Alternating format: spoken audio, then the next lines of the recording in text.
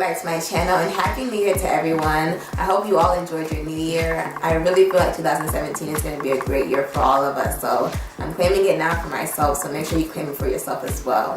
But yeah, today's video is going to be all about my top 10 tips when it comes to wearing wigs, and this is going to be a video collaboration with fellow YouTuber Feyisetan. Her channel focuses on natural hair, so if you're looking for top 10 tips when it comes to growing your natural hair, make sure you check out her video. And if you're coming over from her channel, welcome. I hope you guys enjoy my top 10 tips when it comes to wearing wigs, aka protective styles. So let's get into the tips. With me, it sounds like we got big plans. So before I get into the tips, I wanted to just touch base on wigs itself. If you're newbie to wearing wigs, you might have some questions on the different types of wigs available. So there are four main types. There's a lace front wig, a full lace wig, a closure wig, and then a frontal wig. So a full lace wig is pretty much a full wig with lace all over. So you have a lot of versatility when it comes to wearing full lace wigs because you can pretty much part them anywhere and do any type of style with a full lace wig. Now a lace front wig is similar to a full lace wig, except it's only lace in the front, and then the rest of the wig is just constructed of tracks. So these types of wigs are already made. You usually get them from a vendor and they're already made. Now frontal wig is also similar to a lace front wig. The front is just, lace, and then the rest of the wig is tracks. But the only difference is that most people construct frontal wigs. So you purchase the frontal by itself along with the bundles, and then you construct the wig yourself, and then you have your frontal wig. So the last type of wig, which is the closure wig, is also similar to the frontal wig.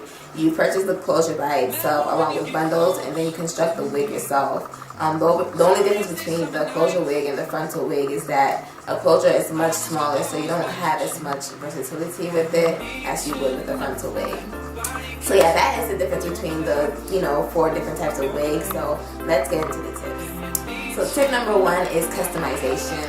And I think this is probably the most important step when it comes to wearing wigs, because if you don't customize your wigs are going to look wiggy, and you don't want that.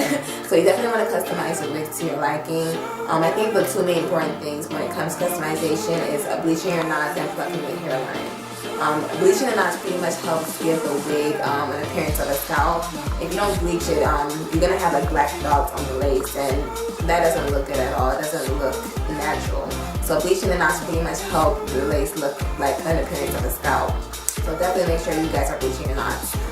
The next step, of course, like I said, is plucking your hairline.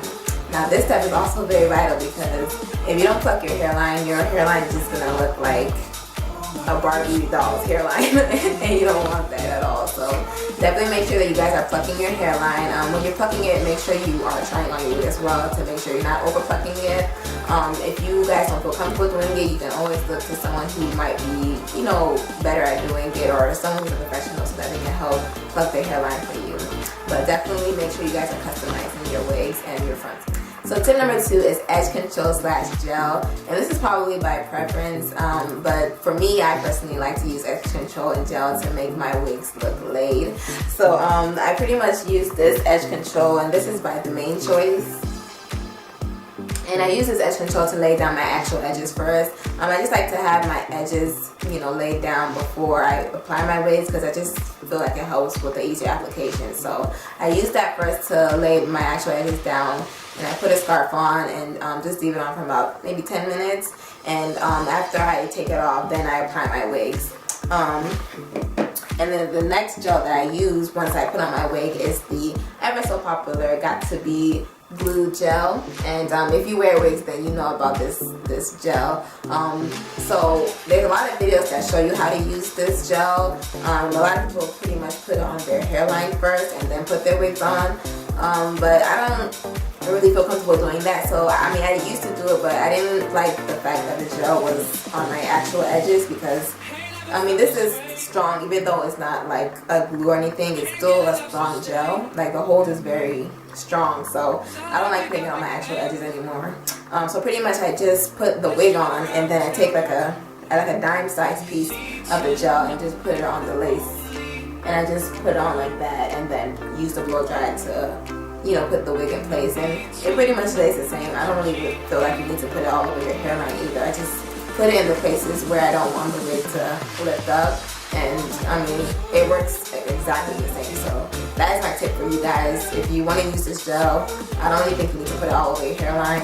Just put it on the area where you want the wig to lay, and don't put too much either, but just put it on the actual like hair itself and just let it lay, and it works pretty much the same. The last gel that I use is the Eco Style gel. That is this gel here, and I use this gel to pretty much lay the edges of the wig. And this works just as well. I don't use the Gatsby glue gel because that kind of leaves like a residue, so I just like to use my Eco Style gel to lay my baby hairs on the wig in place. So tip number 3 and 4 still focuses on edges.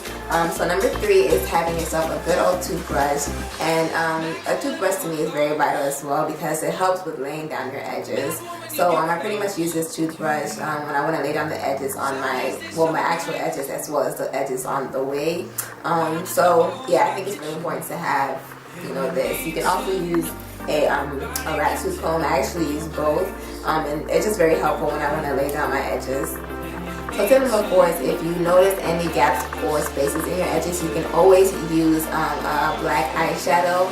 And this is a tip that I've seen a lot of people use as well. So if you notice any like gaps or spaces, you can just take a regular black eyeshadow from any makeup palette and just apply it to your edges. I personally use this product. It's called Topic, and it's pretty much like hair fibers.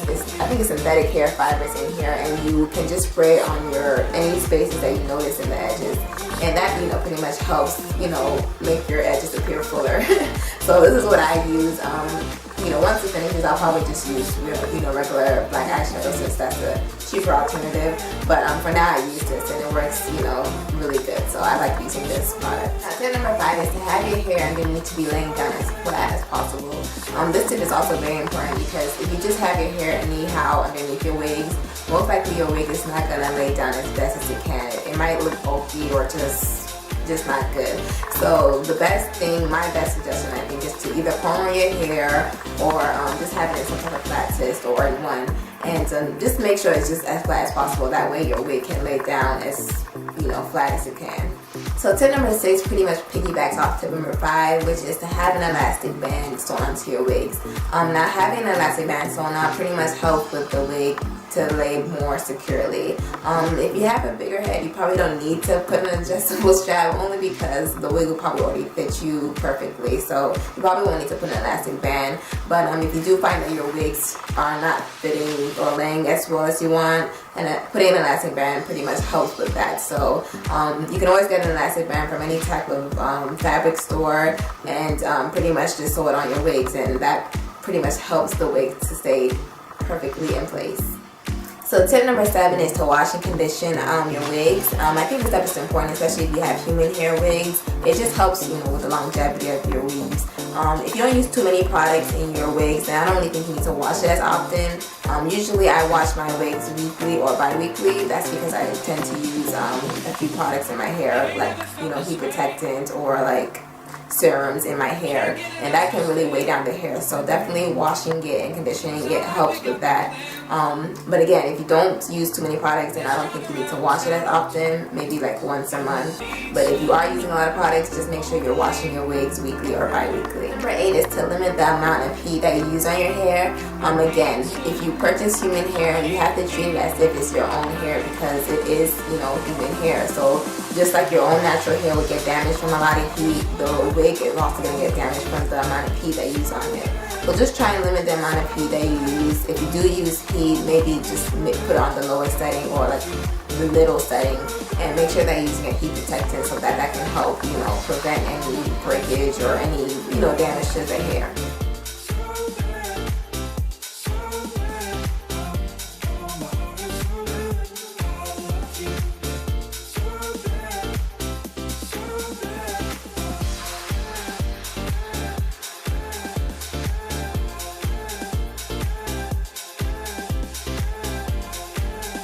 So tip number 10 is to, of course, take care of your real hair underneath your wigs, because that's why we wear the wigs, is to protect our natural hair. So I think it's very important that although we wear wigs and we know we want it to look bomb, we also want to make sure that our hair underneath looks bomb as well.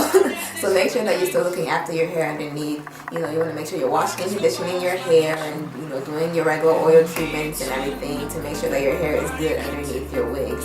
Because at the end of the day, that's, you know, like I said, the purpose of wearing wigs is so that our hair underneath can flourish.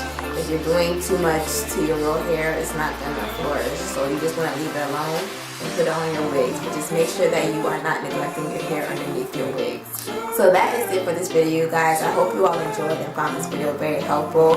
Make sure you head over to Faye's channel to check out her top 10 tips when it comes to natural hair. And before I go, in case you guys are wondering where my shirt is from, it's by my beautiful cousin, Feyisetan. She makes a lot of custom designs, so I'm going to leave her Etsy shop down below, and you guys can, you know, purchase your own shirt and check out any other custom designs that she has on there. But yeah, I hope you guys enjoyed this video, and remember to like, comment, and subscribe, and I'll see you guys in my next video. Bye. Hey guys, welcome back to my channel. So today's video is going to be about this hair that I've been wearing. With the holidays coming up, I wanted to do something a bit different with my hair, so I decided to dye my hair burgundy. But as you can see, the hair is not like an in-your-face burgundy. It's kind of like a subtle burgundy.